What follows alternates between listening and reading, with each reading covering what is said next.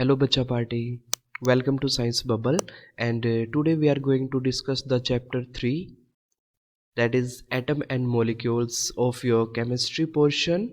Atoms and molecules of chemistry portion or class 9th, right class 9th के लिए आज हम atom and molecules chapter read out करेंगे and history of atom से हम start कर लेते हैं। लाइक जो एटम है कहाँ से उसकी डिस्कवरी हुई थी, राइट। तो इस वीडियो में हम कोशिश ये रहेगी कि जो चैप्टर 3 है उसको दो पार्ट में ख़त्म किया जाए, part 1 and part 2, right. Part 1 होगा वो आपका कंप्लीट हो जाएगा पोर्शन। पार्ट 2 में हम मोल्स कंसेप्ट के बारे में डिस्कस करेंगे, ओनली मोल कंसेप्ट के बारे में डिस्कस करेंगे और कुछ क्वेश्चन आंसर हम डिस्कस करेंगे इसी चैप्टर से रिलेटेड। तो अभी हम स्टार्ट करते हैं हिस्ट्री ऑफ एटम से, राइट। अभी हम हिस्ट्री ऑफ एटम से स्टार्ट कर लेते हैं कि जो एटम है उसकी क्या हिस्ट्री रही है, कहाँ से वो डिस्कवर हुआ है, कहाँ से हमें एटम्स के बारे में पता चला सबसे पहले, ठीक है। तो बड़ी इंटरेस्टिंग सी स्टोरी थी इसकी, ठीक है। आओ डिस्कस करते हैं। सो हिस्ट्री ऑफ एटम्स में क्या है, first of all see ancient Indians and Greek philosopher, ठीक है। फिलोसफर जो मतलब क्या कि एक ग्रीक के जो फिलोसफर थे जो अपनी क्या कि कुछ फिलोसफी देते थे, ठीक है, राइट। उनके पास क्या होता था कि कोई एक्सपेरिमेंटल प्रूफ नहीं होता था किसी चीज़ का, लेकिन क्या कि जो उनकी फिलोसफी थी किसी कंसेप्ट को लेके, जो उनका कंसेप्ट था वो उनके कंसेप्ट क्या होते थे, क्लियर होते थे, कंसेप्ट उनके करेक्ट होते थे, राइट। तो एंशिएंट इंडियंस या Greek philosopher have wandered about unknown unseen form of matter. Around 500 BC, लगभग 500 बीसी के टाइम पे इंडियन जो फिलोसफर थे उसमें महर्षि Kanad postulated that if we go on dividing matter, right. तो सबसे पहले देखो जो महर्षि कन्नड़ थे इंडियन फिलोसफर, महर्षि कन्नड़, इन्होंने सबसे पहले एटम की डिस्कवरी की थी। लेकिन जब इन्होंने एटम्स की डिस्कवरी की थी तो उस टाइम पर इस एटम का जो नाम था वो रखा गया था बेटा परमाणु। क्या नाम था? परमाणु, ठीक है। उन्होंने क्या बोला था, देखो कि अगर, ठीक है, महर्षि कन्नड़ ने क्या बोला कि अगर मैं एक पदार्थ लेता हूँ, पदार्थ मतलब कोई भी मैटर, पदार्थ मतलब कोई भी मैटर, ठीक है, कोई भी मैटर अगर मैं लेता हूँ और उसको अगर मैं डिवाइड करता हूँ, उसको मैं क्या करता हूँ बेटा, डिवाइड करता हूँ, उसको फर्दर डिवाइड छोटे छोटे पार्ट्स पे उसको मैं क्या करता रहता हूँ, divide and then divide, further अगर मैं उसको डिवाइड करता हूँ तो लास्ट में मेरे पास एक ऐसी चीज़ मिलेगी जिसको मैं डिवाइड नहीं कर पाऊंगा और वही चीज़ मेरे लिए क्या है, परमाणु, राइट। तो डिवाइडिंग पदार्थ we shall get smaller and smaller particle, ultimately a stage will come across the smallest particle beyond which further division will not possible, जिसके बाद जो फर्दर डिवीजन है वो पॉसिबल नहीं है। ही नेम्ड दिस पार्टिकल परमाणु, तो महर्षि कन्नड़ ने उस पार्टिकल को क्या नेम दिया बेटा, परमाणु। Another philosopher Pakudha Kaccayana elaborated this doctrine and said that this particle exist in combined form, ठीक है। तो जो ये थे फिलोसफर, एक अनदर फिलोसफर थे पकुदा कट्टम, बेसिकली बेटा इन्होंने मॉलिक्यूल्स के बारे में बताया था। इन्होंने सबसे पहले किसके बारे में बताया था, मॉलिक्यूल्स के बारे में, कि ये जो एटम्स होते हैं वो कंबाइंड फॉर्म में लाई करते हैं। अब आपको पता है कि जो ऑक्सीजन होता है, ऑक्सीजन का एक एटम ऑक्सीजन की फॉर्म में लाई नहीं कर सकता, वो कंबाइंड स्टेट में यानी कि O2 की फॉर्म में लाई करता है या फिर O3 की फॉर्म में लाई करता है, ओजोन में लाई करता है या ऑक्सीजन में लाई करता है बेटा। तो ये क्या हो जाता है हमारे लिए, एक मॉलिक्यूल, राइट। अगर आपसे सबसे पहले पूछे कि इंडियन फिलोसफर कौन थे जिन्होंने एटम्स के बारे में बताया था, तो वो थे हमारे पास महर्षि कन्नड़ थे, ठीक है। और जो दूसरे कंबाइंड फॉर्म में जिन्होंने बात की थी वो थे हमारे पकुदा कट्टयम्मा, एंड ये भी एक फिलोसफर ही थे, right. Around the same era, यानी उसी टाइम के बात है कि ancient Greek philosopher Democritus and Leucippus suggestion the same and coined the term atom, और उन्होंने इस चीज़ को क्या नाम रखा बेटा, atom. They just postulated, right. उसके बाद Antonio L Lavoisier laid the foundation of chemical science by establishing two important laws of chemical combination, right. यानी उसके बाद क्या कि हमारे पास दो मेन साइंटिस्ट हुए हैं बेटा, दो फिलोसफर हुए हैं, Antonio L Lavoisier and Joseph L Proust, और इन्होंने क्या कि अपने दो नियम दिए थे, बहुत अच्छे नियम दिए थे। The first one is law of conservation of mass and the second one is the law of constant proportion. Law of conservation of मास आप सभी को पता है कि mass can neither be created nor be destroyed. इसका मतलब क्या बेटा कि mass can neither be created, can neither be created nor be destroyed. ठीक है, बहुत इंपॉर्टेंट क्वेश्चन बनता है बेटा यहाँ से कि एक जो लॉ ऑफ कंजर्वेशन ऑफ मास है उसको एक्सप्लेन करो और एक एक्टिविटी की हेल्प से आप इसका आंसर भी करो। राइट, आपको ये एक्सप्लेन करना होता है। उसके बाद है law of constant proportion. Law of constant proportion में भी बेटा यही है कि जो रेशियो होता है, यानी कि देखो कांस्टेंट प्रोपोर्शन, कांस्टेंट मतलब फिक्स, कांस्टेंट का मतलब क्या हो जाता है बेटा जी फिक्स, और प्रोपोर्शन का मतलब क्या होता है रेशियो, प्रोपोर्शन का मतलब हो जाता है रेशियो। ठीक है, तो फिक्स रेशियो में लाई करते हैं, जैसे कि हमारे पास H2O है, क्या है H2O। अब H2O में बेटा हाइड्रोजन है, हाइड्रोजन का मास क्या है 2, क्योंकि हमारे पास एक हाइड्रोजन का 1 है तो 2 हाइड्रोजन का मेरे पास हो जाएगा मास बेटा 2। राइट, तो उसके बाद ऑक्सीजन, ऑक्सीजन का मास कितना रहने वाला है यहाँ पे 16, तो ओवरऑल रेशियो क्या रहेगा 1:8। कहने का मतलब है कि आप H2O ले लो बेटा कि वाटर, वाटर का मॉलिक्यूल आप किसी भी कंट्री किसी भी स्टेट में अगर ट्राई करोगे, ठीक है, तो उसका रेशियो क्या रहने वाला है 1:8 ही रहेगा। H2O का फॉर्मूला सेम ही रहने वाला है। तो लॉ ऑफ कांस्टेंट प्रोपोर्शन ये था, और लॉ ऑफ कंजर्वेशन ऑफ मास मैंने आपको बताया कि mass can neither be created nor be destroyed. ठीक है, अब इन दो नियम को हम थोड़ा सा एक्सप्लेनेशन करते हैं अच्छे से। The first one is law of conservation of mass. जैसे कि मैंने आपको बताया बेटा, law of conservation of mass state that कि mass can neither be created nor be destroyed, कि मास को हम ना तो क्रिएट कर सकते हैं और ना ही हम उसको क्या कर सकते हैं बेटा डिस्ट्रॉय एक केमिकल रिएक्शन में। We can verify by doing an activity. ये क्वेश्चन आ जाता है बेटा कि आप ना इसको कैसे वेरीफाई करेंगे, how will you verify, right, आप इसको कैसे वेरीफाई कर सकते हैं। तो देखो आपने क्या कि कोई भी एक एक्टिविटी ले सकते हो, जैसे इन्होंने यहाँ पे लिया बेटा कि take 1.25 gram of copper sulphate. हमने कॉपर सल्फेट लिया, ये कॉपर सल्फेट का फॉर्मूला होता है 1.25 ग्राम हमने कॉपर सल्फेट लिया। राइट, उसके बाद हमने क्या किया, in ignition tube and mark as A, हमने इसको ए नेम रख दिया बेटा। उसके बाद take 1.43 gram of sodium carbonate, हमने एक अनदर ट्यूब में सोडियम कार्बोनेट लिया बेटा Na2CO3, कितना लिया 1.43 ग्राम। राइट, उसके बाद make the arrangement as shown in figure, measure the weight, आपने इसको मेजर करना है। Now tilt and swirl the flask, now measure. ठीक है, अब आपने क्या करना है, उन दोनों को कंबाइन किया यानी रिएक्शन कराया। ठीक है, the mass of the flask does not change after a chemical reaction, यानी कि आपने इन दोनों की क्या कराई बेटा जी रिएक्शंस कराई, क्या कराई आपने इनकी रिएक्शन। ठीक है, और ये रिएक्शन एक कंप्लीट इस कंटेनर के अंदर ही है। देखो, तो अगर आपने इस कंटेनर को क्या किया बेटा जी, आपने इस कंटेनर को क्या है क्लोज किया है, आपने क्या कर दिया इसको क्लोज। ठीक है, तो देखो अब यहाँ पे जैसे ये सॉल्यूशन है हमारा ए है, ये सॉल्यूशन है हमारा बी है, यानी कॉपर सल्फेट है इसके अंदर और इसी के अंदर हमारे पास सोडियम कार्बोनेट है। तो आप जब इसका प्रोडक्ट करोगे यानी इस रिएक्शन को जब आप प्रोसीड करोगे बेटा, तो जैसे इसका टोटल मास जो है यानी रिएक्टेंट का जितना मास है और जो प्रोडक्ट आपके बनेंगे, प्रोडक्ट का मास भी क्या होगा बेटा सेम होगा, यानी मास ऑफ रिएक्टेंट इक्वल होगा मास ऑफ प्रोडक्ट। राइट, ये है हमारा लॉ ऑफ कंजर्वेशन ऑफ मास। उसके बाद है बेटा लॉ ऑफ कांस्टेंट प्रोपोर्शन, जैसे मैंने आपको बताया है अभी। ठीक है, तो लॉ ऑफ कांस्टेंट प्रोपोर्शन की एक डेफिनेशन यहाँ पे ये बन जाती है बेटा कि in a chemical substance the element are always present in a definite proportion by mass, यानी उनका जो रेशियो होता है बेटा वो क्या होता है फिक्स होता है। रेशियो क्या होता है उनका फिक्स होता है। ठीक है, कि किसी भी केमिकल सब्सटेंस में the element are always present in a definite proportion by mass. जैसे मैंने आपको H2 का एग्जांपल दिया, यहाँ पे जो रेशियो है वो क्या है बेटा 1:8, वो क्या है फिक्स है। ठीक है, इसी तरह से आप कोई और एग्जांपल ले सकते हो बेटा, जैसे NH3 है, NH3 है, जैसे आपके पास है अमोनिया, NH3 क्या है बेटा अमोनिया। ठीक है, NH3 है हमारे पास अमोनिया, यहाँ पे फॉर्मूला NH3 है अमोनिया।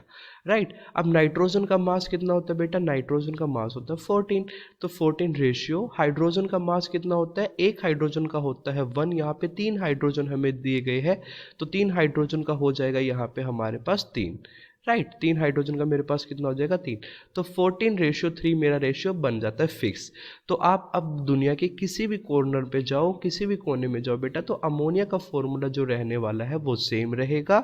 ठीक है, अमोनिया का फॉर्मूला क्या रहने वाला है सेम, उसमें कोई भी चेंज नहीं आएगा, और उसका जो रेशियो है वो क्या रहेगा फिक्स रेशियो रहेगा 14:3।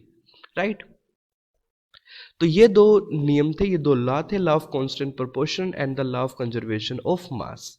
ठीक है। Lavoisier along other scientists noted that many compounds were composed of two or more elements and each such compound had the same element in the same proportion irrespective of where the compound is come from। यानी कि हमें कोई मतलब नहीं है कि आपका जो H2O है उसका सोर्स क्या है, लाइक आप पानी कहाँ से लेके आए हो। ठीक है, क्योंकि H2O है उसका जो सोर्स चाहे कुछ भी हो लेकिन उसका फॉर्मूला है वो चेंज नहीं होने वाला बेटा। फॉर्मूला H2O को क्या रहेगा, सेम ही रहेगा, और उसका जो मास है 1:8 वो भी क्या रहने वाला है, फिक्स रहने वाला है। राइट। उसके बाद आ जाता है मोस्ट इंपॉर्टेंट टॉपिक आपका डाल्टन्स एटॉमिक थ्योरी। ठीक है, तो बेटा सबसे पहले अभी आपने क्या पढ़ा था कि जो महर्षि कन्नड़ थे उन्होंने सबसे पहले एटम के बारे में डिस्कवरी की थी। महर्षि कन्नड़ ने सबसे पहले क्या किया था बेटा, डिस्कवरी की थी एटम के बारे में। उन्होंने उसको एटम को नेम दिया था बेटा परमाणु। क्या नाम दिया था बेटा उन्होंने, परमाणु। ठीक है, उसके बाद डाल्टन सर आए। डाल्टन सर ने क्या किया, एक अपनी ही थ्योरी रख दी। ठीक है, यानी कि जितने भी एंटोनियो लुइजर का नियम था या महर्षि कन्नड़ के जो कंसेप्ट थे उनको लेके उन्होंने एक अपनी ही एक थ्योरी रख दी। ठीक है, उन्होंने क्या बोला बेटा, देखो according to Dalton atomic theory all matters, यानी जितने भी मैटर्स होते हैं वेदर एन एलिमेंट, चाहे वो एलिमेंट हो चाहे कंपाउंड हो या एक मिक्सचर हो, वो बने होते हैं स्मॉल पार्टिकल्स के, और उनको हमने क्या बोला है, एटम। तो बिल्कुल महर्षि कन्नड़ वाला ही कंसेप्ट था। The postulate of this theory, इसके पोस्टुलेट कुछ इस टाइप से थे, all matter is made up of very tiny particles called atom, यानी जितने भी मैटर्स है वो एक टीनी छोटे छोटे पार्टिकल्स से मिलके बने होते हैं और उनको हम बोलते हैं एटम। विच पार्टिसिपेट, जो पार्टिसिपेट करते हैं किसी भी केमिकल रिएक्शन में। Right. Atom are indivisible particle, indivisible मतलब अब हम उनको डिवाइड नहीं कर सकते। Which can not be created nor be destroyed. Right. Atom of given element are identical in mass and chemical properties. बेटा मोस्ट इंपॉर्टेंट पॉइंट है, और ये इसमें हमेशा कंफ्यूजन रहती है। इन दो पॉइंट्स में आपको कंफ्यूजन रहती है, तो ध्यान से समझना बेटा। थोड़ा सा कहना ये चाहता है बेटा, जैसे आपके पास एक सोडियम है। राइट। सोडियम आपके पास एक एलिमेंट है। ठीक है, अब मैंने देखो ये सोडियम एलिमेंट्स ले लिया, मैंने ये सोडियम एलिमेंट्स लिया, इतना सारा मैंने सोडियम एलिमेंट्स ले लिया आपके पास। ठीक है, अब जब आप क्या है कि महर्षि कन्नड़ थे या डाल्टन सर थे, उन्होंने यही तो बोला था बेटा कि अगर आप इसके छोटे छोटे टुकड़े करते हो, है ना, छोटे छोटे आप इसके टुकड़े करते हो तो आपको क्या मिलने वाला है बेटा, एटम मिलने वाला। आपको क्या मिलने वाला है, एटम। और ये एटम क्या कि फर्दर अब डिवाइड नहीं किया जा सकता। राइट। तो कहना यह चाहता है कि atom of a given element, यानी किसी गिवन एलिमेंट, जैसे सोडियम एक एलिमेंट है, इस एटम से, इस एलिमेंट से बेटा, इस एलिमेंट से हमें जितने भी एटम्स मिलेंगे, ठीक है, इस एक एलिमेंट से हमें जितने भी एटम्स मिलेंगे, जैसे एक ये एटम्स है, एक ये एटम्स है, ये सारे बेटा एटम्स है, तो ये सारे एटम्स क्या रहेंगे, आइडेंटिकल इन प्रॉपर्टी, यानी इनकी प्रॉपर्टी सबकी क्या रहने वाली है बेटा जी, सेम। इनकी प्रॉपर्टी क्या रहेगी, सेम रहेगी। Atoms of given element are identical in mass and chemical properties, मतलब उनकी केमिकल प्रॉपर्टी भी क्या रहने वाली है बेटा जी, सेम रहने वाली है। सबकी केमिकल प्रॉपर्टी क्या रहेगी, सेम। ठीक है, आई होप ये पॉइंट आपको बिल्कुल क्लियर हुआ होगा। ठीक है, मैं आपको एक बार दोबारा से फिर समझा देता हूँ इस पॉइंट के बारे में। क्या है बेटा, जैसे आपने एक लोहा लिया है ना, ये लोहा है, आयरन है। ठीक है, ये आयरन की एक बार है। ठीक है, आयरन का एक टुकड़ा है। अब आप इस आयरन के टुकड़े को छोटे छोटे पार्टिकल्स में कर डिवाइड करते हो, तो लास्ट में हमें क्या मिलने वाला बेटा जी, एक एटम्स मिलने वाले। क्या मिलने वाले, बहुत सारे एटम्स मिलने वाले हैं। तो कहना चाहता है कि ये एटम, जितने भी ये एटम्स है, ये सारे क्या है, ऑल है same in there chemical property, यानी उनकी जो केमिकल प्रॉपर्टी है, उनकी जो फिजिकल प्रॉपर्टी है, वो सभी की सभी क्या रहने वाली है, सेम रहने वाली है। ठीक है, same in their physical property as well as their chemical property. चाहे हम उनकी फिजिकल प्रॉपर्टी की बात करें चाहे केमिकल प्रॉपर्टी की बात करें, वो प्रॉपर्टी सारी क्या रहने वाली है, सेम। फोर्थ पॉइंट बन जाता बेटा आपका कि atom of different element have different mass and different chemical properties. बिल्कुल सिंपल सी बात है, जैसे आपने एक सोडियम लिया बेटा जी और एक आपने लिया है Fe। अब देखो सोडियम के ये एटम्स बने हैं ना, ये सोडियम के हमारे पास काफ़ी सारे एटम्स हमने इसके बना दिए। इसी तरह से हमने आयरन के एटम बना दिए। अब बेटा आप एक बात बताओ, आपने एक बच्चे ने एक सोडियम का ये एटम उठा लिया, सोडियम का एटम, यहाँ से उस बच्चे ने आयरन का एटम उठा लिया, क्या ये दोनों एटम्स एक दूसरे से सेम रहेंगे, यानी एटम ए और एटम बी क्या एक दूसरे से सेम रहेंगे? बिल्कुल भी सेम नहीं रहेंगे। आपको पता होगा कि सोडियम का एटम और आयरन का एटम बिल्कुल एक दूसरे से क्या रहने वाला है? डिफरेंट रहने वाला है। ठीक है, ये आपने थोड़ा बहुत आपको नॉलेज इस चीज़ की बेटा आपको देखो नॉलेज ना आपको पहले ही होगी इस चीज़ के बारे में। जैसे मैंने अभी आपको बताया बेटा कि जैसे एक सोडियम है बेटा, है ना, सोडियम है, आयरन है, ठीक है। अगर आप इसको डिवाइड करते हो ना बेटा, अगर आप इसको डिवाइड करते हो एटम्स में और इसका अगर आप एक एटम्स लेते हो और सिंपल आप एक आयरन का एटम्स लेते हो तो आपको ये एटम्स क्या हो मिलेंगे? ये डिफरेंट प्रॉपर्टीज़ के मिलेंगे। यानी कि एक देखो सोडियम का एटम्स और एक आयरन का एटम, राइट? ठीक है, तो ये आपको क्या मिलने वाले हैं? डिफरेंट मिलने वाला। तो इसी के साथ आपका बेटा फर्स्ट सेकंड थर्ड फोर्थ होता पॉइंट क्लियर।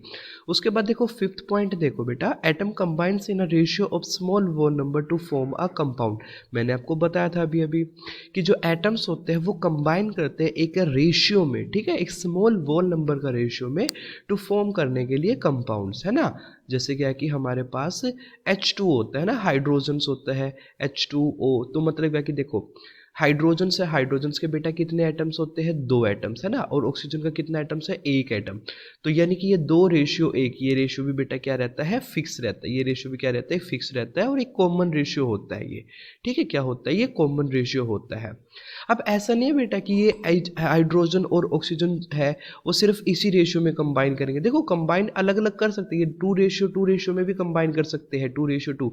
लेकिन उस टाइम पे ना बेटा H2O यानी वाटर नहीं बनेगा। उस टाइम पे उसका जो फॉर्मूला है वो कुछ और बन जाएगा।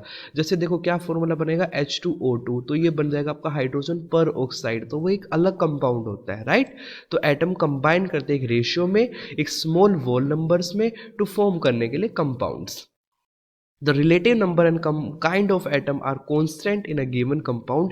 यानी जो रिलेटिव नंबर्स होते हैं या काइंड होते हैं, टाइप के एटम्स होते हैं, वो होते हैं कॉन्स्टेंट होते हैं किसी गिवन कंपाउंड्स में। मतलब जैसे H2 की बात बताए कि किसी भी एक गिवन कंपाउंड में, ठीक है, काइंड यानी उसके टाइप, काइंड मतलब टाइप ऑफ एटम। यानी देखो अब वाटर बनाने के लिए बेटा एक तो हाइड्रोजन और ऑक्सीजन सिर्फ 2 ही टाइप के चाहिए। ऐसा तो नहीं कि हमें अलग अलग टाइप के चाहिए भी, हमें पानीपत में कोई और चाहिए, दिल्ली में कोई और एटम चाहिए, ऐसा तो नहीं होने वाला बेटा। जैसा जो हाइड्रोजन है वही आपको चाहिए वाटर में, ऑक्सीजन वही चाहिए, ठीक है। तो काइंड ऑफ एटम या फिर नंबर ऑफ एटम वो क्या क्या रहने वाले हैं? सेम। जैसे 2:1 है तो रेशियो वो भी सेम रहेगा, ठीक है। तो ये था हमारा डाल्टन एटॉमिक थ्योरी, राइट। तो फर्स्ट पॉइंट हमारा था कि made up of very tiny particle called atoms, atom से बना होता है, एटम को डिवाइड नहीं कर सकते, ये सेकंड पॉइंट था। थर्ड पॉइंट था कि एटम होते गिवन एलिमेंट्स के वो सेम होते हैं प्रॉपर्टीज में, डिफरेंट एलिमेंट के जो एटम होंगे वो डिफरेंट होंगे। एटम कंबाइन करते एक रेशियो में small whole number to form compounds.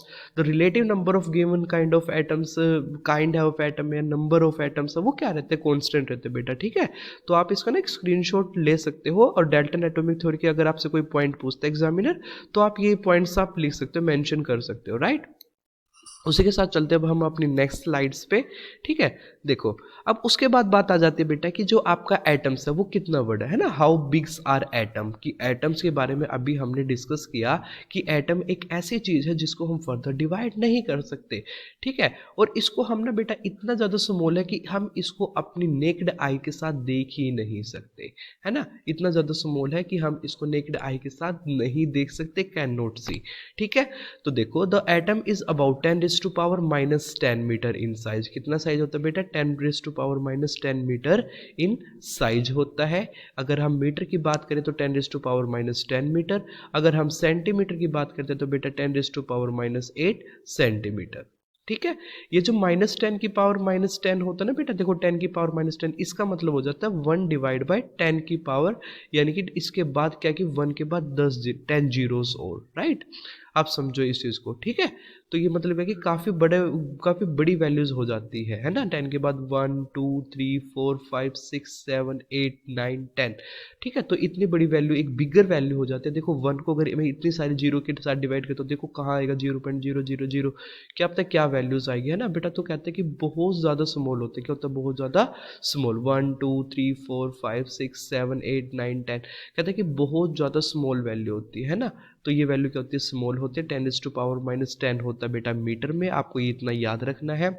और सेंटीमीटर की बात कर ले एग्जामिनर आपसे, तो 10⁻⁻8 centimetre. This means that a row of 10⁻8 atoms would stretch a centimetre about the size of your fingernail. Atom of different elements are different size होते हैं, but 10⁻10 metre can thought of as a rough value for any atom, यानी 10⁻10 हमने एक rough value मान ली है, ठीक है। The electron is for the least massive of this particles, ठीक है। जो इलेक्ट्रॉन होता है उसका हमारे पास मास ये होता है with negatively electric charge, electron का चार्ज क्या होता है बेटा, नेगेटिव होता है। And size is too small that to be measured using available techniques. Atomic radius are measured in nanometre, यानी कोई एटम होता है उसका जो साइज होता है, ठीक है, उस साइज को हम क्या बोलते हैं, एटॉमिक रेडियस बोलते हैं या फिर एटॉमिक साइज बोलते हैं, ठीक है। एटॉमिक रेडियस बोलते हैं, तो रेडियस आपको पता है सेंटर से डिनोट की जाती है ना, सेंटर से लेके उसके लास्ट वैलेंस शेल तक, है ना, ठीक है। तो और इसके लिए हम क्या लिख सकते हैं बेटा, कि जो हमारा देखो नैनोमीटर में भी हम इसको मेजर करते हैं, किसमें मेजर करते हैं बेटा जी, नैनोमीटर में। जो एटॉमिक की रेडियस होता है ना, किसी एटम का जो साइज होता है बेटा, वो ना नैनोमीटर में नोट किया जाता है। और एक नैनोमीटर देखो 1 नैनोमीटर है बेसिकली, वो किसके इक्वल है बेटा जी, 10⁻⁻9 मीटर, ठीक है। 1 nanometre is equal to 10⁻⁻9 metre. यहाँ तक क्लियर है आपका। देखो क्या क्या पॉइंट्स आपने यहाँ पे याद रखने हैं बेटा, वो आप समझो। देखो एक तो आपने ये पॉइंट नोट किया कि जो 10⁻⁻10 है मीटर है वो साइज में है, एक 10⁻⁻8 सेंटीमीटर इन साइज में है। एक पॉइंट आपने क्या याद रखना बेटा, कि 1 नैनोमीटर इक्वल होता है आपका 10⁻�9 मीटर, ठीक है। इतना पॉइंट आपको याद रखना है। और 1 मीटर आपका इक्वल होता है 10⁻9 नैनोमीटर, ठीक है। ये कुछ वैल्यूज है वो आपको लर्न करनी है। आप कोई भी एक वैल्यू, ठीक है, ये एक वैल्यू ये, एक वैल्यू ये आप लर्न कर सकते हो, ठीक है। इतना छोटा हमारा क्या होता है, एटम्स होता है। उसके बाद है बेटा डाल्टन सिंबल्स ऑफ एलिमेंट्स, यानी जो हम आज पीरियोडिक टेबल यूज करते हैं, उसमें जब पहले स्टार्टिंग के कुछ एलिमेंट्स डिस्कवर हुए थे तो डाल्टन्स ने कुछ सिंबल्स दिए थे, है ना, ठीक है। तो देखो हाइड्रोजन का सिंबल क्या है, ये हाइड्रोजन का सिंबल है, जैसे ये आपका बनाएगा एक सर्कल विद अ डॉट, ठीक है। और ये कार्बन का सिंबल था, ये ब्लैकिश होता है ना, जैसे ग्रेफाइट का कलर होता है ना, उसी पेंसिल का ग्रेफाइट होता है, सेम वही कलर इसका था, ठीक है। तो ये कार्बन का सिंबल था। ये हमारे पास ऑक्सीजन का सिंबल था, बिल्कुल कलरलेस गैस है, ठीक है। ये हमारा फॉस्फोरस का सिंबल था। इसकी तरह साथ ये सल्फर का, ये आयरन का, ये कॉपर का, lead, silver, gold, platinum, mercury, ठीक है। तो ये कुछ सिंबल्स थे डाल्टन्स ने यूज किए थे। तो कुछ टाइम तक वो यूज में रहे थे, उसके बाद क्या है कि हमने इनको यूज नहीं किया। उसके बाद जो हम आज के टाइम पे मॉडर्न सिंबल्स जो यूज़ करते हैं बेटा, देखो मॉडर्न सिंबल्स, ठीक है, जॉन जैकोब बेर्जिलियस, इन्होंने क्या कि इसके बारे में सजेशन दिया था, ठीक है, कि हम कैसे यूज़ कर सकते हैं। देखो सिंपल सा लॉजिक है बेटा, जैसे हमारे पास क्या कि IUPAC है। IUPAC एक ब्रांच है आज के टाइम पे, एक इंटरनेशनल ऑर्गेनाइजेशन है, जिसकी फुल फॉर्म है international union of pure applied chemistry. यानी कि क्या करता है, जब भी कोई नया एलिमेंट डिस्कवर होता है बेटा, कोई न्यू एलिमेंट डिस्कवर होता है, तो IUPAC ये जो ब्रांच है हमारे पास, ये उसका क्या करता है, एक नया नेम देती है ना, ये जो एक क्या कि उसको न्यू नेम देती है। और यही नेम है उसको क्या कि सभी साइंटिस्ट को, सभी लोगों को वही नेम फॉलो करना होता है बेटा, ठीक है। अब जो एलिमेंट्स के नेम है वो ना, बहुत सारे एलिमेंट्स के नेम ना बेटा, देखो जैसे हमारे पास क्या है कि सोडियम है, ठीक है। देखो पहली तो बात क्या है कि आपको जो नेम है एलिमेंट्स का, वो ना फर्स्ट तो कैपिटल है, फर्स्ट क्या है, कैपिटल है। और जो सेकंड अल्फ़ाबेट होता है वो उसका क्या होता है, स्मॉल होता है। फर्स्ट क्या होता है, कैपिटल अल्फ़ाबेट है, और सेकंड उसका क्या है, स्मॉल है, ठीक है। वो देखो आप समझ सकते हो, जैसे क्या है कि मैंने एल्यूमिनियम के लिए बोला है ना, एल्यूमिनियम। अब एल्यूमिनियम का देखो कहाँ से स्टार्ट होता है बेटा, AL से, है ना। तो एल्यूमिनियम के लिए कैपिटल A है और स्मॉल l यूज़ होगा, ठीक है। कुछ बच्चे ना इसको देखो AL ऐसे कर देते, तो वो कंप्लीटली गलत हो जाएगा बेटा। जैसे हाइड्रोजन के लिए H है सिंपल, क्लोरीन के लिए C है, कैपिटल C, और स्मॉल l है, क्लोरीन है, ठीक है। इसी तरह से सोडियम के लिए N है और A है। अब देखो कुछ वर्ड्स तो ना बेटा स्टार्टिंग के वर्ड से ही बनते हैं, और कुछ वर्ड्स आए थे हमारे ग्रीक लैंग्वेज से, जैसे other symbol have been taken from the name of Latin, कुछ ग्रीक लैंग्वेज से आए थे। फॉर एग्जांपल जैसे आयरन है ना, आयरन इज Fe, जिसका लैटिन जो वर्ड है उसमें मतलब क्या, फेरिम, क्या मतलब बेटा, फेरम, ठीक है। फेरम इसका वर्ड का मतलब है आयरन का, ठीक है। आयरन का जो मतलब है वो बेटा है लैटिन लैंग्वेज में फेरम, ठीक है। तो फेरम का हमने कैपिटल एफ लिया, फर्स्ट अल्फाबेट एफ लिया कैपिटल, उसके बाद स्मॉल लिया ई, ठीक है। तो आयरन बन गया हमारे पास। इसी तरह से देखो बेटा पोटेशियम है, पोटेशियम के है, वो कहाँ से आया बेटा, कैलियम से। कहाँ से आया, कैलियम। गोल्ड कहाँ से आया है आपका, ओरम। गोल्ड कहाँ से आया बेटा, ओरम, है ना, ओरम। तो ओरम का हम क्या सिंबल यूज करते हैं, ए यू, ठीक है। जिंक का हम यूज करते हैं बेटा जेड एन, जिंक का हम क्या यूज करते हैं, जेड एन, ठीक है। उसके साथ क्या कि कुछ सिंबल्स है वो आप देख लेंगे, जैसे एल्यूमिनियम का ए एल है, आर्गन का ए आर है, बी बैरियम का बी ए, बोरोन का, ये बेटा आपको सारे सिंबल्स ना लर्न करने, ठीक है। गोल्ड का ए यू है, हाइड्रोजन का एच है, ठीक है। पोटेशियम का के, oxygen, nitrogen, silicon, silver, sodium, sulphur, uranium, zinc है, न्यून है, मैग्नीशियम, लेड है, आयरन है, आयोडीन है। तो ये सारे ना कुछ सिंबल्स है बेटा, ठीक है। तो ये सारे सिंबल्स आपको लर्न करने हैं, ठीक है। उसके बाद चलते हैं कि हाउ डू एटम एग्जिस्ट, कि जो एटम है वो कैसे एग्जिस्ट करता है। तो सिंपल सा लॉजिक है बेटा, देखो एटम्स है, एक तो मोस्ट ऑफ द एलिमेंट्स के जो एटम्स होते हैं वो इंडिपेंडेंटली लाई नहीं करते। जैसे हमारे पास हाइड्रोजन है, हाइड्रोजन जो सबसे पहला ही हाइड्रोजन वो H2 की फॉर्म में लाई करता है, यानी एक सिंपल H वो लाई नहीं करता। इसी तरह से हमारे पास ऑक्सीजन है बेटा, ऑक्सीजन भी किस फॉर्म में लाई करता है, O2 की फॉर्म में, वो सिंपल लाई नहीं करता। नाइट्रोजन हमारा N2 की फॉर्म में लाई करता है, ठीक है। कुछ ऐसे हीलियम है, हीलियम का एटम सिंपल लाई करता है ना, सिंगल ही लाई करता है, तो जिनका सिंगल लाई करता है उनको हम बोल देते हैं एटम बोल देते हैं, ठीक है। और जो सिंपली लाई नहीं करते यानी कि इंडिपेंडेंटली लाई नहीं कर सकते, जो अकेले नहीं रह सकते, वो क्या कर लेते हैं, अपने जैसों के साथ क्या कर लेते हैं, कंबाइन कर लेते हैं, ठीक है। जैसे क्या कि एक हाइड्रोजन है वो अकेला नहीं रह सकता, वो किसी दूसरे हाइड्रोजन के साथ कंबाइन करके बेटा क्या बना लेगा, हाइड्रोजन बना लेगा। तो इस चीज़ को हम क्या बोल देते हैं, मोलिक्यूल बोल देते हैं। क्या बोल देते हैं इस चीज़ को बेटा, मोलिक्यूल। यानी कि जब एक या एक से ज़्यादा एटम्स कंबाइन करते हैं तो ये कंबाइन करके क्या बना लेते हैं बेटा, मोलिक्यूल। एटम्स फॉर्म करते हैं मोलिक्यूल एंड आयंस, ये आयंस और मोलिक्यूल्स बन जाते हैं।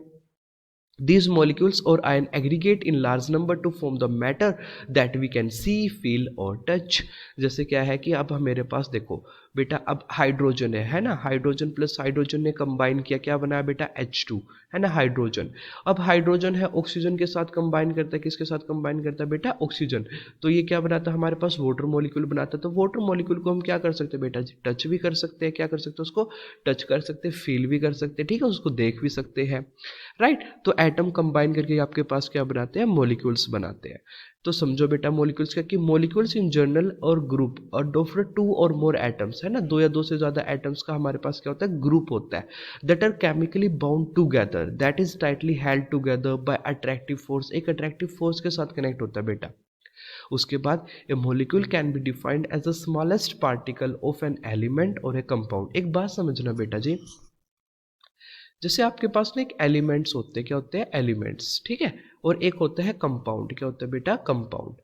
तो कंपाउंड की जो स्मॉलेस्ट यूनिट होती है ना, कंपाउंड का जब आप स्मॉलेस्ट यूनिट होते हैं वो होती है इसकी मॉलिक्यूल। कंपाउंड की स्मॉलेस्ट यूनिट क्या होती है, मॉलिक्यूल। और एलिमेंट की स्मॉलेस्ट यूनिट क्या होती है बेटा जी, एटम्स। यानी कि देखो एटम्स जो कंबाइन करते हैं, ठीक है, अगर सिंपल क्या कि एटम्स आपके कंबाइन करेंगे तो आपको वो मॉलिक्यूल्स भी बना सकते हैं, राइट, ठीक है। लेकिन क्या कि सिंपल जो एलिमेंट्स होते हैं, जैसे हमारे पास है बेटा सोडियम, है ना, तो सोडियम, बहुत सारे सोडियम जो एटम्स कंबाइन करेंगे तो क्या बनाएंगे, एलिमेंट्स बनाएंगे, ठीक है। इसी तरह से हमारे पास देखो कंपाउंड की स्मॉलेस्ट यूनिट क्या होती है बेटा, मॉलिक्यूल्स होती है, ठीक है। तो ये इसकी डेफिनेशन बन जाती है, एटम्स ऑफ सेम एलिमेंट और different element can join together to form a molecules, तो मॉलिक्यूल्स बना सकते हैं, राइट। उसके बाद है मॉलिक्यूल्स ऑफ एलिमेंट, जैसे molecules of an element are constituted by the same type of atoms है, ठीक है। Molecules of many elements such as argon है, हीलियम है, are made up of only one atom, है ना, मैंने बता दिया बेटा। जैसे ये सीरीज होती है ना, हीलियम है, न्यून है, आर्गन है, ठीक है, क्रिप्टोन है, जीनोन है ना, हीना, नीना और करीना का एक्सरे रंगीन, ठीक है। तो बेटा ये है ना कुछ ऐसे एलिमेंट्स होते हैं, ये नोबल गैस होते हैं, कैसे होते हैं बेटा, नोबल गैस, है ना, नोबल गैस होते हैं, इनको ना कोई मतलब नहीं होता किसी और से, ठीक है। ये ना अकेले इंडिपेंडेंटली लाई कर सकते, कैसे लाई कर सकते बेटा, ये इंडिपेंडेंटली ये लाई कर सकते हैं, बिल्कुल इंडिपेंडेंटली, ठीक है। ये किसी चीज़ के ऊपर डिपेंड नहीं करते, ये इंडिपेंडेंटली बिल्कुल लाई कर सकते हैं। In most the non metal for example molecule of oxygen consist of 2 atoms of oxygen and hence known as diatomic molecule. जैसे ऑक्सीजन होते हैं बेटा, और इसी चीज़ को ना हम एटोमिसिटी बोलते हैं। जैसे किसी फॉर्मूला में कितने एटम्स कंबाइंड है, जैसे हाइड्रोजन में 2 एटम कंबाइंड है तो दिस इज द एटोमिसिटी, है ना, द नंबर ऑफ एटम, जो number of atom consisting a molecule is known as its atomicity. ठीक है।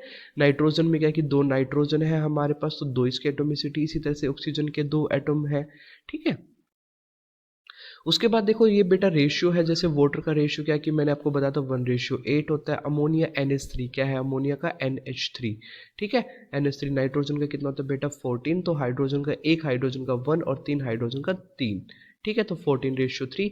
इसी तरह से हमारे पास होता है CO2 बेटा, कार्बन डाइऑक्साइड का 3:8 होता है, कैल्शियम ऑक्साइड का 5:2, मैग्नीशियम सल्फाइड का 3। तो ये सब है बेटा। देखो इसमें क्या है कि जैसे मैंने आपको बताया कि जैसे कैल्शियम ऑक्साइड है, राइट, तो आपको ना कैल्शियम का मास लिखना है। ठीक है, जो भी इसका कैल्शियम का मास है। उसके बाद ऑक्सीजन का जो मास नंबर है वो आपने यहाँ पे मेंशन कर देना है, ऑक्सीजन का मास नंबर। ठीक है, उसके बाद क्या कि सिंपलेस्ट रेशियो इनका सोल्व कर देना, आपके पास ये आंसर मिल जाएगा 5:2। अब जैसे कार्बन डाइऑक्साइड है बेटा CO2 है ना, तो कार्बन डाइऑक्साइड में तो कार्बन है, एक ऑक्सीजन है ना, तो कार्बन का मास कितना बेटा 12। ऑक्सीजन का मास कितना होता है, देखो एक ऑक्सीजन का मास मेरे पास होता है 16, है ना, तो 2 ऑक्सीजन का कितना हो जाएगा बेटा 32। कितना हो जाएगा 32, तो 12:32। जब हमने इसको सोल्व किया तो मेरे पास आंसर मिल जाएगा 3:8, राइट, तो 3:8। तो इसी तरह से ना आप बेटा देखो सोडियम क्लोराइड का निकाल सकते हो, तो 23 होता है सोडियम के लिए और क्लोरीन के लिए होता है 35.5। ठीक है, तो ये इसका बन जाएगा एक रेशियो। ठीक है। उसके बाद आ जाता है बेटा एक इंपॉर्टेंट टॉपिक आ जाता है आयंस। ठीक है, देखो एटम्स था मेरे पास, जो एटम्स होता है ना, एटम्स जब मेरे पास क्या करता है कंबाइन करता है, एक एटम दूसरे एटम्स के साथ कंबाइन करता है तो वो मेरे पास बनाता है बेटा मॉलिक्यूल्स। क्या बनाता है, मॉलिक्यूल्स। लेकिन जब एक मॉलिक्यूल, ठीक है, उसके अंदर से क्या कि कुछ डिसबैलेंस हो जाता है, कोई मेटल है कोई नॉन मेटल है, अगर वो रिप्लेस हो जाता है, वो निकल जाता है वहाँ से, कोई एटम लॉस कर देता है, तो बेटा वो बना देता है आयंस। ठीक है, अब जैसे देखो NaCl होता है ना, नमक होता है, NaCl होता है हमारे पास NaCl। तो जब वो टूटता है ना, देखो Na पॉजिटिव और Cl नेगेटिव बनाते हैं। क्या बनाता है, Na पॉजिटिव और Cl नेगेटिव, और इस चीज़ को हम बोलते हैं बेटा, एक को बोलते हैं हम कैटायन और एक को बोलते हैं अनायन। एक को क्या बोलते हैं कैटायन और एक को क्या बोलते हैं अनायन। तो बेटा फर्क क्या है इन दोनों में, डिफरेंस क्या, देखो आपको पता है जैसे हमारे पास एक सोडियम एटम होता है ना, सोडियम एटम का हमारे पास एटॉमिक नंबर होता है बेटा जी 11। क्या होता है एटॉमिक नंबर 11। इसकी अगर मैं इलेक्ट्रॉनिक कॉन्फ़िगरेशन करता हूँ तो बेटा इलेक्ट्रॉनिक कॉन्फ़िगरेशन आएगी 281। क्या आएगी बेटा, electronic configuration 281।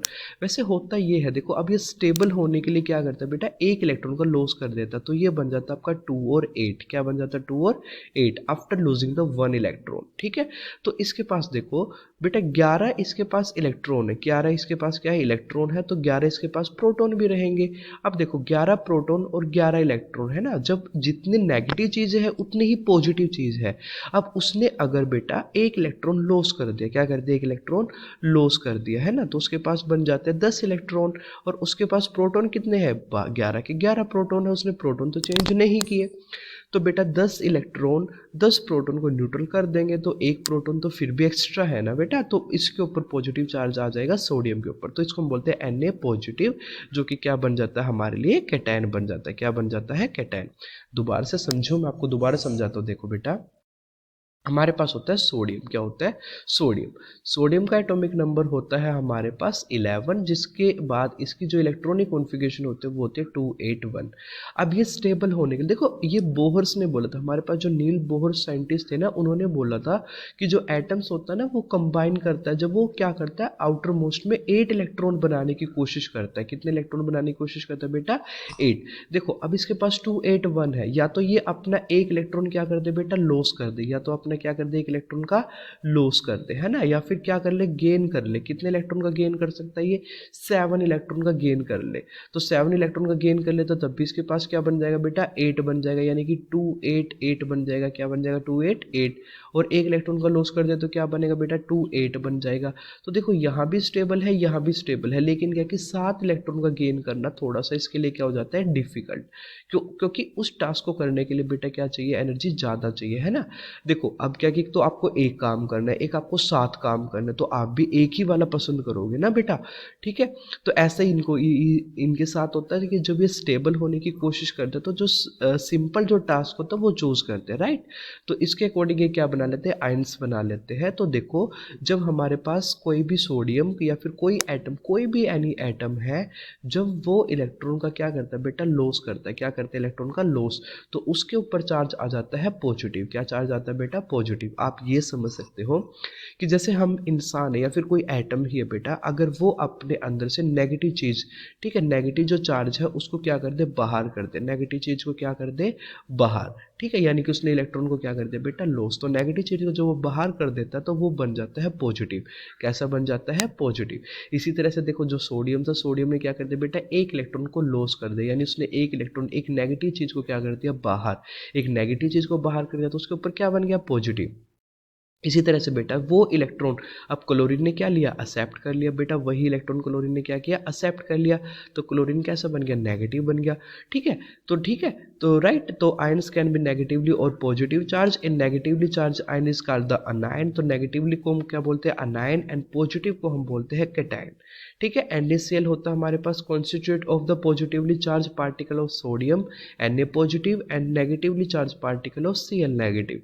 Group of atom carrying a charge is known as the polyatomic ions होता है। जैसे हमारे पास होता है SO4 2 नेगेटिव, इसको बोलते हैं हम सल्फेट बोलते हैं, क्या बोलते हैं बेटा, इसको सल्फेट आयन बोलते हैं ना।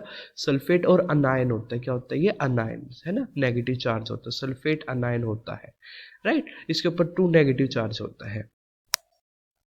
उसके बाद है बेटा कुछ नेम एंड सिंबल्स है सम आयंस के, ठीक है। ये आपको ना बहुत इंपॉर्टेंट है बेटा याद करने के लिए। यहीं से आपके देखो आपको ना दो कंपाउंड, दो क्या कि कंसेप्ट अभी आपके पास रहते हैं चैप्टर में। एक तो आपका कहता है कि मोलिकुलर फॉर्मूला, मोलिकुलर फॉर्मूला आप तभी बना पाओगे बेटा जब आपको क्या है, इनके चार्जेस याद है। जैसे क्या कि NH4 है ना, अमोनियम है, अमोनियम पे चार्ज कितना बेटा, +1। कितना चार्ज है, देखो टेबल में देखो +1 चार्ज है ना, +1 चार्ज आपको एक चार्ज दिखाई दे रहा है प्लस का। जैसे अमोनियम Cl पे कितना 1 नेगेटिव, बेटा आपने इसको क्या करना है, क्रॉस मल्टीप्लाई करना है, क्या करना है, क्रॉस मल्टीप्लाई। तो क्या आएगा बेटा, NH4Cl, है ना। तो आपको ये चीज़ पता होनी चाहिए। जैसे अब हमारे पास है सोडियम है ना, Na पे क्या चार्ज है बेटा, एक पॉजिटिव है। क्लोरीन पे कितना, एक नेगेटिव। तो जब आप इसको क्रॉस मल्टीप्लाई करोगे, ठीक है, तो आपका क्या बनेगा, NaCl, ठीक है। आपने सिंपल क्या करना है बेटा, पॉजिटिव और नेगेटिव। देखो पॉजिटिव मैं इस वजह से ले रहा हूँ, आपको पॉजिटिव वाली टर्म पहले लिखनी है। पॉजिटिव वाली टर्म क्या लिखनी है, फर्स्ट, स्टार्टिंग में आपको पॉजिटिव, देखो यहाँ भी मैंने पॉजिटिव लिखा, फिर बाद में हमने नेगेटिव टर्म्स को लिखा है, ठीक है। उसी तरह से ना बहुत सारे फॉर्मूले ट्राई कर सकते हो। जैसे हम ट्राई करते हैं मैग्नीशियम, अब एग्जामिनर ने आपसे बोला बेटा कि मैग्नीशियम कार्बोनेट का बना के दिखाओ, ठीक है। तो आप कैसे बनाओगे मैग्नीशियम कार्बोनेट का फॉर्मूला, आप सबसे पहले लिखोगे बेटा जी मैग्नीशियम, देन कार्बोनेट। देखो मैग्नीशियम के लिए सिंपल ये रहा आपका मैग्नीशियम, है ना, और कार्बोनेट, कार्बोनेट मेरा ये रहा बेटा कार्बोनेट, ये है कार्बोनेट, सॉरी ये है कार्बोनेट आपका, ये आपका कार्बोनेट है, ये आपका हाइड्रोजन कार्बोनेट है, ये आपका क्या है, हाइड्रोजन कार्बोनेट, ठीक है। तो कार्बोनेट के लिए सिंबल क्या बेटा जी, CO3, क्या सिंबल है, CO3। जो CO3 देखो ये 2 नेगेटिव इसके ऊपर चार्ज है बेटा, कितना चार्ज है, 2 नेगेटिव। तो बाद में हम इसको लिखेंगे, मैग्नीशियम के ऊपर चार्ज कितना बेटा जी, 2 पॉजिटिव चार्ज है, तो हमने इसको यहाँ पे लिखा बेटा +2। ये हमने इसको क्या किया, क्रॉस मल्टीप्लाई क्या किया, तो क्या बना मेरे पास Mg2 एंड CO3 का वोल्टवाइज। देखो जब दो नंबर बेटा एक साथ हो जाते हैं ना, तो हम पहले वाले को क्या कर देते हैं, ब्रैकेट्स में ले लेते हैं, ठीक है। हमने पहले वाले को क्या ले लिया, ब्रैकेट्स में ले लिया। एक दो और ट्राई करते हैं, है ना। देखो जैसे हमने लिया बेटा सोडियम सल्फाइड ले ले, ठीक है। हम सोडियम सल्फाइड के लिए ट्राई करते हैं। सोडियम सल्फाइड हमने लिया बेटा, सोडियम सल्फाइड। देखो अब सोडियम के लिए सिंबल हमारे पास Na है, सल्फाइड के लिए हमारे पास सिंबल S है। देखो सोडियम के लिए ये रहा हमारे पास सल्फाइड, ये सल्फाइड है, ये मेरे पास है सोडियम, है ना। सोडियम के लिए चार्ज मेरे पास क्या बेटा जी, +1 है, तो मैंने +1 लिखा। सल्फाइड के लिए मेरे पास चार्ज होता है Na2, यानी कि 2 नेगेटिव होता है चार्ज, मैंने क्रॉस मल्टीप्लाई किया बेटा, ये मेरा बना Na2S, सोडियम सल्फाइड, ठीक है। इसी तरह से आप दूसरे भी बना सकते हो बेटा, जैसे आपको बना जिंक सल्फेट। देखो जब दो नंबर्स, याद रखना बेटा बहुत इंपॉर्टेंट रूल है, जब आपके 2 नंबर्स होते हैं एक साथ होते हैं, तो आप पहले वाले नंबर को क्या कर लेते हो, ब्रैकेट के अंदर ले लेते हो, जैसे एक को ट्राई करते हैं ना, एल्यूमिनियम सल्फेट लिखते हैं, बहुत इंपॉर्टेंट है एल्यूमिनियम सल्फेट। देखो सल्फेट ये रहा हमारे पास, सल्फेट के लिए क्या है SO4, कितना चार्ज है बेटा SO4, और चार्ज कितना 2 नेगेटिव, 2 नेगेटिव। एल्यूमिनियम पे चार्ज है हमारे पास 3, कितना चार्ज है बेटा जी एल्यूमिनियम पे 3 पॉजिटिव। ठीक है, हमने इसको क्रॉस मल्टीप्लाई किया, क्या आएगा Al2 आएगा बेटा, SO4 3 आएगा, SO4 क्या आएगा 3। अब देखो 2 नंबर एक साथ आ गए तो हमने इसको क्या लेना पड़ेगा ब्रैकेट में, तो ये फॉर्मूला बना एल्यूमिनियम सल्फेट। ठीक है, बहुत सिंपल है बेटा अगर आप समझो तो। ठीक है, देखो HCl का बनाया हमने हाइड्रोजन क्लोराइड, हमने इसको क्रॉस मल्टीप्लाई किया, फॉर्मूला क्या बना HCl। हाइड्रोजन सल्फाइड, हाइड्रोजन के लिए चार्ज +1, सल्फर के लिए सल्फाइड के लिए -2। ठीक है, हमने इसको क्रॉस मल्टीप्लाई किया H2S, राइट। इसी तरह से बेटा आप ना अमोनियम सल्फेट के लिए बना सकते हो, अमोनियम NH4 है, NH4 के लिए बेटा +1 है, सल्फेट के लिए आपके पास है -2 है, आपने सिंपल क्रॉस मल्टीप्लाई किया। अब क्रॉस मल्टीप्लाई में वही करना बेटा, देखो जैसे एक ब्रैकेट है, अब ब्रैकेट लगानी पड़ी क्योंकि 2 नंबर एक साथ आ चुके हैं, राइट। सल्फेट ये आपका बन गया फॉर्मूला अमोनियम सल्फेट। ठीक है, उसके बाद आ जाता है बेटा कि मोलिकुलर मास कैसे कैलकुलेट करते हैं। जैसे हमारे पास है H2O है, क्या है H2O है, राइट। अब H2O के लिए देखो बेटा मोलिकुलर मास कैसे निकलेगा, जैसे एक हाइड्रोजन के लिए हमारे पास मोलिकुलर मास होता है 1, तो 2 हाइड्रोजन है मेरे पास। ठीक है, तो 2 हाइड्रोजन के लिए मेरे पास कितना बन जाएगा, देखो आप ऐसे लिख सकते हो, अलग अलग लिख सकते हो सभी को। एक हाइड्रोजन के लिए 1, देन फिर 1, फिर ऑक्सीजन के लिए होता है 16, तो टोटल क्या बन जाएगा बेटा 18। टोटल क्या बन जाएगा 18। उसी तरह से हमारे पास बेटा देखो HNO3 है, क्या है HNO3। अब आपको पता है HNO3 है तो क्या, देखो बेटा एक हाइड्रोजन है प्लस नाइट्रोजन है प्लस 3 ऑक्सीजन है, तो 3 बार ऑक्सीजन लिख दो, राइट। देखो अब एक हाइड्रोजन के लिए 1 है, नाइट्रोजन के लिए 14 है, ऑक्सीजन के लिए क्या है बेटा जी, ऑक्सीजन के लिए 16 है, एक के लिए तो 3 ऑक्सीजन है तो 3 बार 16 हमने लिखा, तो टोटल हमने कंबाइन किया तो बेटा मेरे पास बना 63, राइट। तो ये मेरा बन गया मोलिकुलर मास। ठीक है, इस तरह से आपको मोलिकुलर मास निकालने के लिए एग्जामिनर आपसे क्वेश्चन दे सकता है, राइट। तो सिंपल से क्वेश्चन यहीं से यही बनते हैं बेटा। ठीक है, देखो आपको सिंपल लॉजिक एक तो क्या है बेटा, आपको ना एटम्स के बारे में पता होना चाहिए, एटम्स और मॉलिक्यूल्स के बीच में डिफरेंस पता होना चाहिए। ठीक है, राइट। आपको 2 लॉ के बारे में पता होना चाहिए, लॉ ऑफ कंजर्वेशन ऑफ मास। ठीक है, लॉ ऑफ कंजर्वेशन ऑफ मास। ठीक है, लॉ ऑफ कांस्टेंट प्रोपोर्शन आपको पता होना चाहिए, लॉ ऑफ कांस्टेंट प्रोपोर्शन या फिर लॉ ऑफ कांस्टेंट रेशियो आप उसको बोल सकते हो। ठीक है, लॉ ऑफ कांस्टेंट प्रोपोर्शन या लॉ ऑफ कांस्टेंट रेशियो आप उसको बोल सकते हो। ठीक है, आपको ना मोलिकुलर फॉर्मूला कैसे बनता है उसके बारे में आपको पता होना चाहिए बेटा, मोलिकुलर फॉर्मूला कैसे बनता है। ठीक है, इसके मास के बारे में पता होना चाहिए कि मोलिकुलर जो मास है वो कैसे कैलकुलेट करते हैं। उसके बाद आपको यहाँ पर बेटा डाल्टन एटॉमिक थ्योरी है वो पता होनी चाहिए, डाल्टन्स एटॉमिक थ्योरी। ठीक है, डाल्टन एटॉमिक थ्योरी के बाद आपको बेटा इनके बारे में जो सिंबल्स है, सिंबल्स के बारे में आपको नॉलेज होनी चाहिए। ठीक है, जब आप सिंबल्स नहीं पता होंगे तो आप कैसे वर्क करोगे केमिस्ट्री में। उसके बाद सिंबल्स के बाद बेटा आपको पता होना चाहिए जो चार्ज है, चार्ज वाली टेबल है ना वो बहुत इंपॉर्टेंट है, चार्ज वाली टेबल है वो बहुत इंपॉर्टेंट है। अगर बेटा इतना सा आप वर्क कर लेते हो आपकी जो केमिस्ट्री है वो अच्छी हो जाएगी क्लास 9th के अकॉर्डिंग, राइट। आपको फॉर्मूलेस बनाने आ जाएंगे। ठीक है, आप सारे जो फॉर्मूलेज है वो बनाना सीख लो। ठीक है, अगर आपको सारे चार्ज आते हैं तो आप फॉर्मूले इजी से बना सकते हो। ठीक है, आपको सिंपल क्या करना है, बस क्रॉस मल्टीप्लाई करना है। जैसे आपको एग्जामिनर बोल देता है कि हाइड्रोजन क्लोराइड का फॉर्मूला लिखो, किसका लिखो बेटा हाइड्रोजन क्लोराइड का। तो हाइड्रोजन क्लोराइड का कैसे आप लिखोगे, आपको हाइड्रोजन का पता होना चाहिए H होता है, क्लोरीन का आपको पता होना चाहिए Cl होता है, इसके लिए +1 सिंबल होता है, +1 चार्ज, इसके लिए -1 चार्ज होता है। आपने सिंपल क्रॉस मल्टीप्लाई करना है, HCl कर देना है, राइट। तो बिल्कुल सिंपल है, atom and molecule love conservation of मास, बिल्कुल सिंपल सिंपल सा क्वेश्चन है ये। ठीक है, सिंपल से टॉपिक है। तो एक वीडियो जो पार्ट 2 है हम वो पार्ट 2 भी कर लेंगे, और पार्ट 2 में मैं इसके क्वेश्चन आंसर, कुछ इंपॉर्टेंट क्वेश्चन आंसर इस चैप्टर से रिलेटेड है वो डिस्कस कर लूँगा, राइट। Thank you.